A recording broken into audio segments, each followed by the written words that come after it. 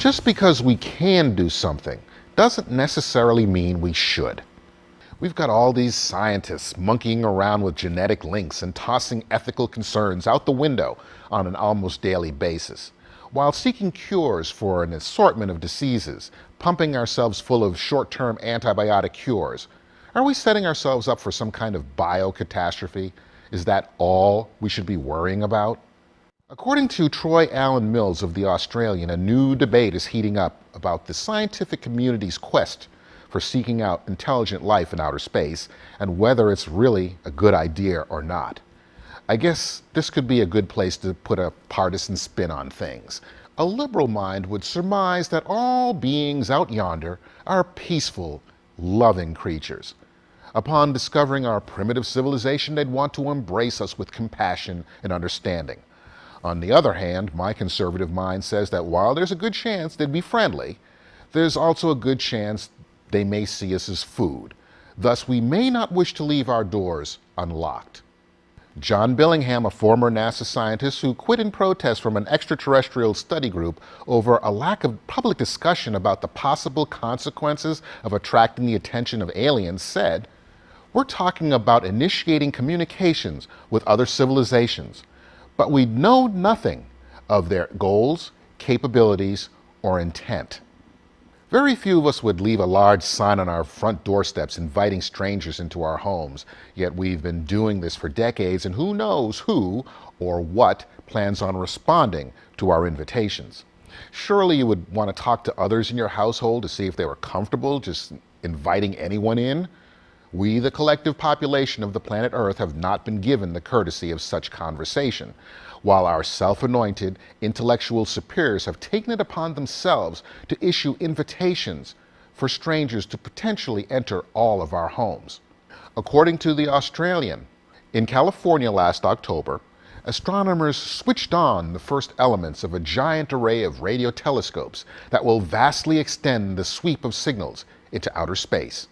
Known as the Allen Telescope Array, it was built with the help of a $25 million donation from Paul Allen, the billionaire co-founder of Microsoft, and is a joint project of the Radio Astronomy Laboratory of the University of California at Berkeley and the Search for Extraterrestrial Intelligence Institute, SETI, the U.S.'s foremost center of ET research. We've essentially done the same thing, not to this extreme, in many nations around the globe. There are all kinds of low-tech magnets attracting many people into countries, and as we all know, not all who enter do so with the best of intentions. Some are people who have no intention of playing by the rules of the nations they've entered, and no one within is immune. Jared Diamond, Pulitzer Prize-winning professor of evolutionary biology, said, "Those astronomers now preparing again to beam radio signals out to hoped-for extraterrestrials are naive, even dangerous. It doesn't matter if you're rich or poor, black or white, young or old. Everyone is a potential target of these intruders, most of whom were lured by our benevolence and naivete. Some of the people issuing these extraterrestrial invitations on our behalf are seemingly so self-absorbed they haven't given the thought to the consequences." What should exist? To me, that is the most exciting question imaginable. What do we need that we don't have? How can we realize our potential? What will it take to solve important problems and improve people's lives? What should exist, and how might we create it right now? I have always been captivated by new ideas that answer these questions. From technology to science to music to art, I'm inspired by those who've blurred the boundaries, who've looked at the possibilities and said, "What if?" But think about this, and forgive me if this sounds like a Hollywood pitch for Independence Day 2. What happens if the respondents are not that intelligent but respond by instinct? See parasites? Who or what are we luring here, and what kind of civilization-changing event might they bring about? It always seems to come back to ethics questions. Who will speak for Earth if an alien civilization replies? That may all depend on the intentions of the responders. If they are nice aliens, there are lots of people they could talk to. Most governments have good people within. I wouldn't suggest they go first to the United Nations. The Secretary General would probably be the designated spokesman, but we'd probably piss them off sooner or later when the UN started demanding kickbacks. We have those who consider themselves smart enough to make these decisions for all of us. They believe all we have to do is talk to these people, and they'll mean us no harm. Some of us don't believe that we should be welcoming everybody. We don't know enough about the intentions of those joining us.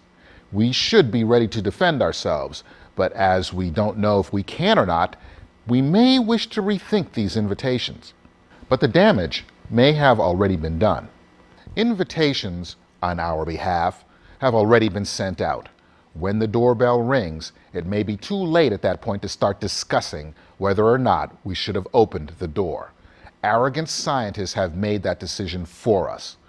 Let's hope they were right.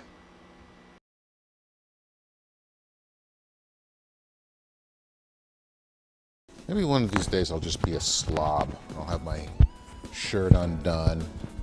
Maybe I'll just have the mic, the line from the mic just coming straight down.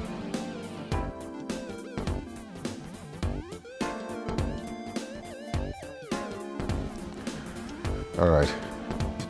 Whoops. Whoa. 1 for yes, 2 for no. Okay, I guess we're ready.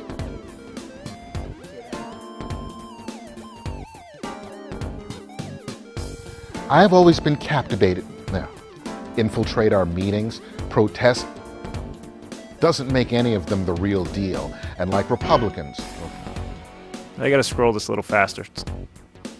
Someone has to ask what the real motive is here.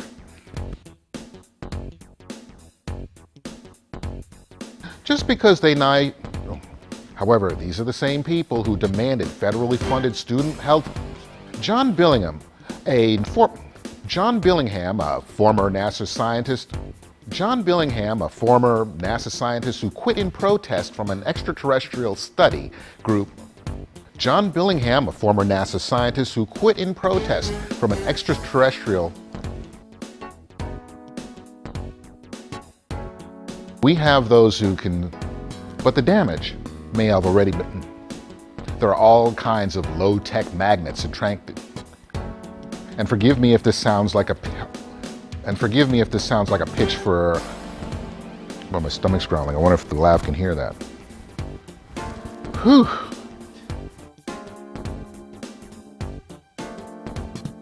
Piss them off sooner or later because the universe. There are sour grapes here and deep suspicions. One more time. We've essentially. Ready? Okay. As we enter the Twilight Zone.